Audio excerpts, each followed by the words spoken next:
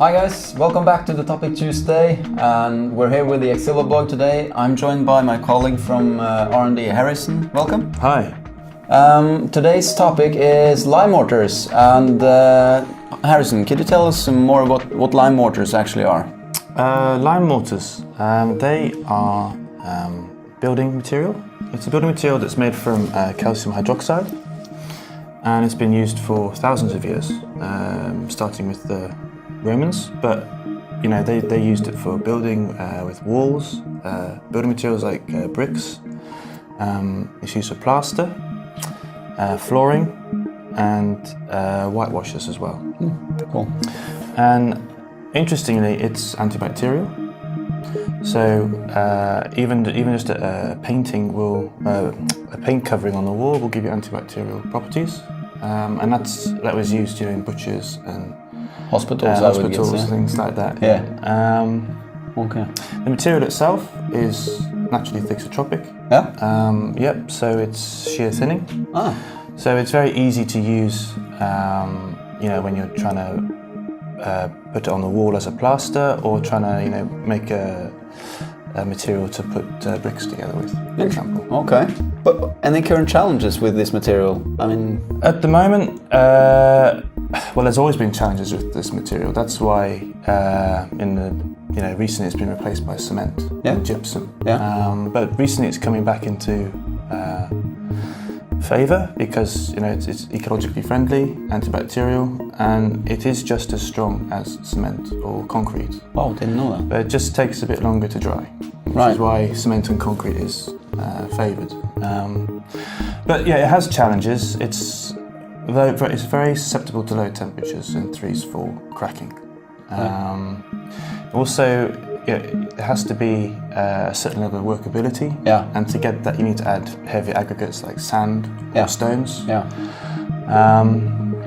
So, of course, in the modern day, with concrete and gypsum, you have petro-based additives, or even bio-based ones. But mainly the petro-based are the favoured ones, say polymers or inorganic compounds as well. But they aren't necessarily compatible with lime mortars. That's either due to the chemistry or the pH, because it's slightly basic. It's slightly basic. Yeah. So what type of tools have ones typically used to overcome challenges with the material then? Yes, so I mean, hundreds of years ago, you'd have things like fibres, natural fibres, like horsehair, brick dust. Okay.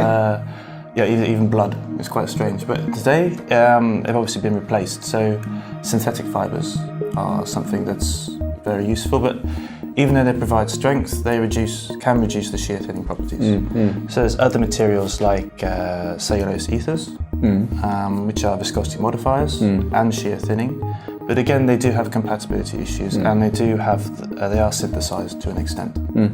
So those are at least the two main ones used in this industry at the moment. Ah, okay. Yeah.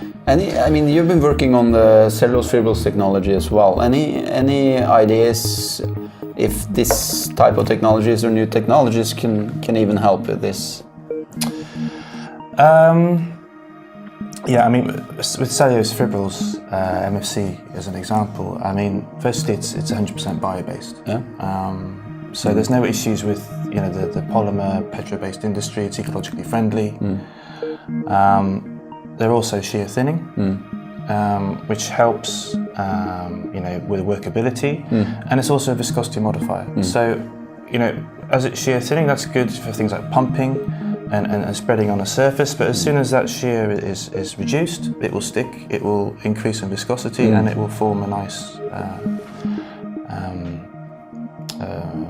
viscous material, or slurry.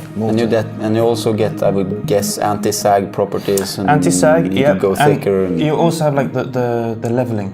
Right. So I would expect with the MFC to improve the leveling, which is another issue with lime mortars to be improved. And why is that, do you think, the leveling part? I think maybe just the better dispersion of the particles. Right. The binder lime and in the sand as well, because the sand or the fine aggregate will be affected by the viscosity modifying effect of the fibrils. Yeah.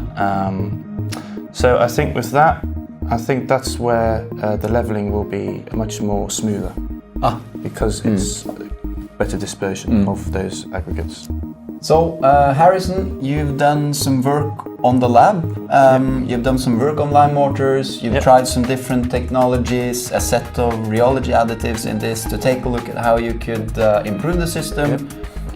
We've made a video that you're able to watch. You'll find it here on the blog page. If you want to know a little bit more on the formulas, on the results and how the work was conducted, you could watch the video, feel free to do that.